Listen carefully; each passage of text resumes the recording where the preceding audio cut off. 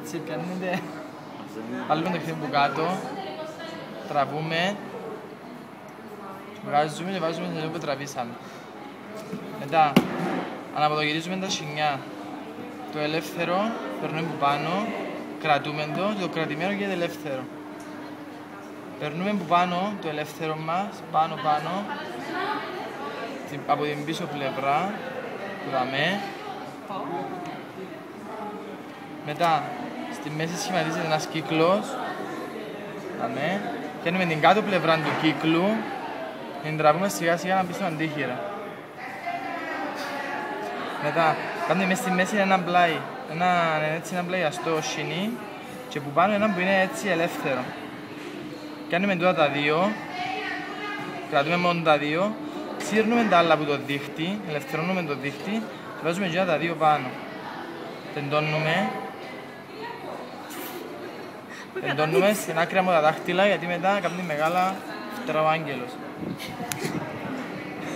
Μετά κάνουμε το δεξί, έχουμε δύο ελεύθερα, το αριστερό και το δεξί. Κάνουμε το δεξί, παίρνουμε το που πάνω, με την αριστερή τρύπα, βάζουμε μέσα και κάνουμε ένα χ μέσα. Μετά πιάνουμε το αριστερό, παίρνουμε το κάτω από το άλλο ελεύθερο και θα μπει στη δεξιά τρύπα.